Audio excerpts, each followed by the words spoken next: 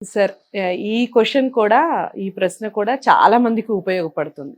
కార్యసాధన అనేది లేకపోతే జీవితం అసలు వ్యర్థం నన్ను అడిగితే.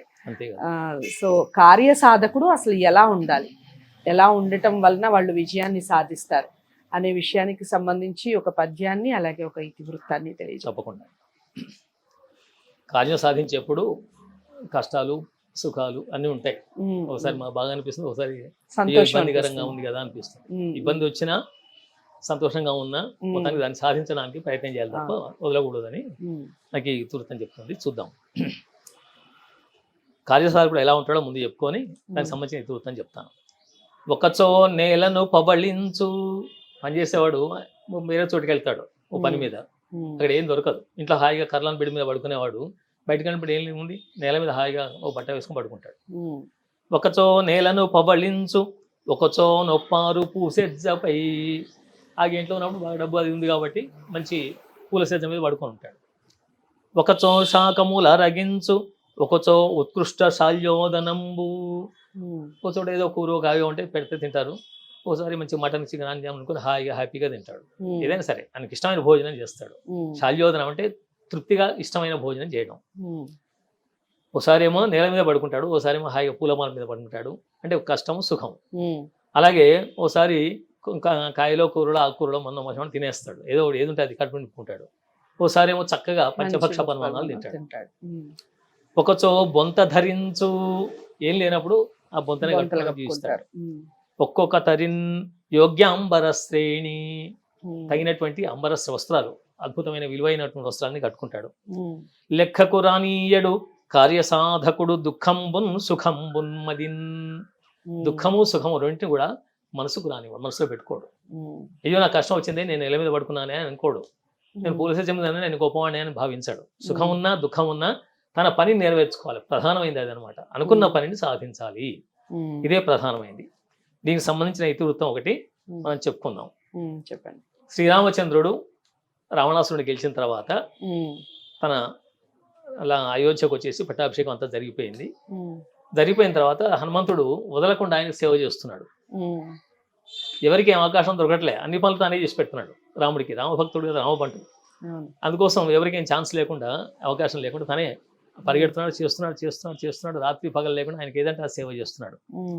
దీన్ని ఆయన తమ్ముడు చూశారు, లక్ష్మణుడు భరతుడు శత్రుఘ్నుడు చూసి అనుకున్నారు, ఏమిటి మన అన్నయ్యకి మనం సేవ చేసుకునే అవకాశం ఏమీ రావట్లేదు, ఇన్నాళ్ళు ఏదో రకంగా సేవించుకున్నాం, ఈ హనుమంతుడు మనం ఏం చేసుకొని ఇవ్వట్లేదు కాబట్టి మనం సీతాదేవి దగ్గరికి వెళ్ళి మాట్లాడి ఉన్న సేవలను మనం మార్చుకుందాం అనుకున్నారు. మనమే చేసేద్దాం, సీత చేస్తుంది, మిగతా పనులన్నీ మనం చేద్దాం, వదిన గారు చేస్తే మనం చేద్దాం అని చెప్పేసి ముగ్గురు వెళ్ళి ఆమెతో మాట్లాడి వదిన గారు ఎప్పుడు హనుమంతుడు మాకు అవకాశం ఇవ్వట్లేదు అసలు, కాబట్టి సేవలు మేము మార్చుకుంటామని చెప్పేసి ఒక లిస్టు తయారు చేసుకొని వెళ్ళారు ఇక్కడికి. ఆయనకి ఏమేమి సేవలు చేయాలో ఉన్నాయి, ఈయన ఏం చేస్తున్నాడో వాళ్ళకి తెలుసు హనుమంతుడు. అవి రోజంతా చూసి పరిశీలించి అవన్నీ రాసుకొని వెళ్ళి ఇవి లక్ష్మణుడు నేను చేస్తాను, ఇవి భరతుడు చేస్తాడు, ఇవి శత్రుఘ్నుడు చేస్తాడు అని చెప్పేసి వాళ్ళు మొత్తానికి ఉన్న సేవలను పనిచేసుకున్నారు. పనిచేసుకొని హనుమంతుని దగ్గరికి, హనుమాన్ నువ్వు రేపటి నుంచి నువ్వు రాముడికి సేవ చేయాల్సిన అక్కర్లేదు, మేమే పనిచేసుకున్నాం, అన్ని సేవలు మేమే చేస్తామని చెప్పేసి అంత లిస్ట్ చదివేశారు. హనుమంతుడు ఒక్కసారి కళ్ళు మూసుకొని, రామా ఏమిటయ్యా ఇది, నేను సేవ చేసుకునే భాగ్యం లేదా నాకు అని చెప్పేసి ఆలోచించి ఒక ఐడియా వచ్చేసింది. మీరు అన్ని పంచుకున్నారు కానీ ఆయన ఆవలించినప్పుడు చిట్క వేయాలి, ఇది ఒకటి అలవాటు ఉంది నాకు, నేను చేస్తాను. రాముడు కూడా సంతోషిస్తాడు. చిట్క వేసానంటే ఆయన ఆవలించి దానికి నోరు మూసుకుంటాడు. ఆ చిట్క వేయటాన్ని నేను చేస్తాను అనేసరికి వీళ్ళు అన్నారు, నువ్వు ఇక్కడ కూర్చొని వీల్లేదు అన్నారు. ఎక్కడ కూర్చున్నా సరే చిట్క వేస్తాను, రాముడు ఎప్పుడు నోరు ఆవలిస్తాడో మనకు తెలియదు కదా అని చెప్పేసి వెళ్ళి మేడ మీద కూర్చోపో అన్నారు. మేడ మీదకి వెళ్ళి కూర్చున్నాడు. వానరుడు కదా, ఆ పైకి ఎగిరేసి ఆయన కూర్చున్నాడు. కూర్చొని చిట్క వేయడం మొదలుపెట్టాడు. రాత్రి లేదు పగలేదు, వేస్తూనే ఉన్నాడు. ఆయనకి ఎప్పుడు ఆవలింత వస్తుందో తెలియదు కదా, ఆవలిస్తే చిట్క వేయాలి, ఒక నియమం ఉండేది. అందుకోసం రాముడు పాపం పొద్దున్న లేచి హా అన్నాడు ఒకసారి, అనగానే చిట్క వేయడం మొదలుపెట్టాడు. ఆయన నోరు మూసుకోదేగా, చిట్క వేస్తుంటే ఎప్పుడు మూసుకుంటాడు, ఆపాలి, చిట్క ఆపితే కానీ మూసుకోలేడు. వేస్తూనే ఉన్నాడు. అర్థం కాలేదు, నోరు తెరిచే ఉన్నాడు. సీత వచ్చి ఏమండి అంటే అట్టగా ఉన్నాడు, నోరు మాట్లాడేది ఏం రాదు, నోరు తెరిచే ఉన్నాడు. లక్ష్మణుడు వచ్చాడు, అన్నయ్య ఏంటి అంటే అంటున్నాడు. ఆయన నోరు మూసుకో రావట్లేదు, మాట రావట్లేదు, చెప్పడానికి ఏం రావట్లేదు. భరతుడు వచ్చాడు, శత్రుఘ్నుడు అందరూ వచ్చేసి చూశాడు, సుగ్రీవుడు వచ్చి వీళ్ళంతా వచ్చేస్తారు. అసలు ఏమైంది రాముడికి, ఏదో జబ్బు వచ్చిందా ఏమిటి అని చెప్పేసి అందరూ బాధపడ్డారు. పెద్ద పెద్ద వైద్యులను పిలుచుకురండి అన్నారు. సుషేనుడు మొదలైన వాళ్ళు ఉన్నారు వైద్యులు వాళ్ళ దాంట్లో, పిలవండి అన్నారు. వైద్యులను చూశారు. ఇదేం జబ్బు కాదు, ఏమైంది, నాకు నోరు ఎందుకు మూసుకోవట్లేదు, అక్కడ ఆయన చిటిక వేస్తున్నా ఆపట్లేదు పైన, రాత్రి బౌళ్ళు వేస్తూనే ఉన్నాడు. అప్పుడు వశిష్ఠ వారు వచ్చాడు, గమనించాడు. ఏంటి మీరు అంతా ఇక్కడ ఉన్నారు ఏంటి అన్నాడు. ఏం లేదు, రాముడు ఉదయం నుంచి నోరు తెచ్చి అలాగే ఉన్నాడు, ఇప్పుడు మిట్ట మధ్యాహ్నం అవుతుంది, ఇప్పుడు 6 గంటల నుంచి అలాగే ఉంది నోరు తెరిచి, ఆయనకి పెద్ద జబ్బు వచ్చినట్టుంది అని చెప్పేసి లక్ష్మణుడు అనగానే ఆయన వశిష్ఠుడు చూశాడు. చూస్తే అందరూ కనిపిస్తున్నారు. హనుమ ఏడి అని అడిగాడు. ఆయనకు సందేహం వచ్చింది, హనుమ లేకుండా రాముడు ఎట్లా ఉంటాడు, హనుమ ఏడి అంటే హనుమాన్ మేమే పంపించేసాం, మేడ మీద కూర్చున్నాడు అని చెప్పేసి అనగానే ముందు హనుమాన్ పిలుచుకురండి అన్నాడు. అనగానే ఒక సేవకుడు వెళ్ళి హనుమ రమ్మంటున్నాడు నేను అని చెప్పేసాను. వశిష్ఠ వారు వచ్చారు రమ్మంటున్నారు ఆయన. ఆ చిటిక వేస్తూనే వచ్చాడు. చేసి వశిష్ఠుడు అన్నాడు, అయ్యా నువ్వు చిటిక ఆపేసేయి, ఆయన ఆవలితో ఉదయం వచ్చింది అయిపోయింది, నువ్వు చిటిక ఆపకపోతే ఆయన నోరు అలాగే తెచ్చుంటాడు అంటే, నేను ఆ స్వామి కార్యం నేను సేవ చేసుకుంటున్నానండి, నన్ను నా సేవను ఎందుకు ఆపుతారన్నాడు. లేదు ముందు చిటిక ఆపి, ఆయన ముందు ఆయన రాముడు బాగుండాలి కదా, నువ్వు ఆయన గురించే కదా సేవ చేసేది అని చెప్పేసి అనగానే సరే అని చెప్పి చేయి ఆపేశాడు. నెమ్మది నోరు మూసేస్తాడు రాముడు. ఏం జరిగింది అంటాడు.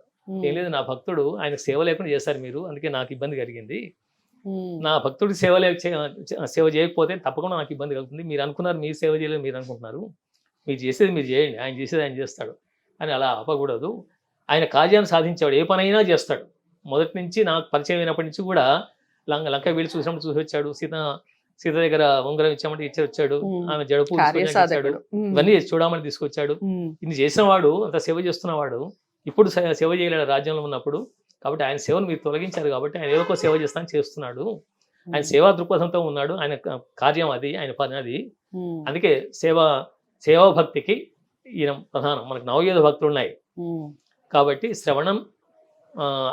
శ్రవణం కీర్తనం విష్ణోహ స్మరణం పాదసేవనం అర్చనం వందనం దాస్యం సఖ్యం ఆత్మ నివేదనం. ఈ దాస్యం అనేది, సేవ చేయడం అనేది హనుమంతుడికి ఇష్టం, అందుకోసం ఆయన సేవను ఆపారు కాబట్టి ఇబ్బంది వచ్చింది. కాబట్టి ఆయన కార్యం అది, ఆయన పని అది, ఎవరి పని ఆపకూడదు, ఆపితే ఇబ్బందులు వస్తాయి. ఆయన పని నెరవేర్చుకునేవాడు ఆయన, మీరందరూ ఆపితే ఆగుతాడా, కాబట్టి కార్యసాధకుడు ఆయన నిద్ర ఉన్నా లేకున్నా రాత్రంతకుతం చేశాడు. నిజంగా సేవ చేసేవాడంటే, నిజంగా పని చేసేవాడంటే, కార్యాన్ని సాధించేవాడంటే ఇలాగే ఉంటాడు అని రాముడు చెప్పాడు. అందరూ సంతోషపడి అక్కడి నుంచి వెళ్ళిపోయారు. హనుమాన్ ఇష్టం, నువ్వు ఏమైనా చేసుకోవాలి అని చెప్పేసి అప్ప చెప్పేస్తారు. కాబట్టి కార్యసాధకుడు అనేవాడు ఈ రాత్రి పగలని, నాకు లేదని ఉందని, నాకు వీళ్ళంతా దూరం చేశారని ఇలాంటి ఏం పెట్టుకోవడం అసలు, తన పని తాను చేస్తూ పోతాడు, చేసి దాన్ని తప్పకుండా దాని ఫలితాన్ని సాధిస్తాడు. ఇది మనకు దీంట్లో ఉన్న. చాలా చక్కగా వివరించారు.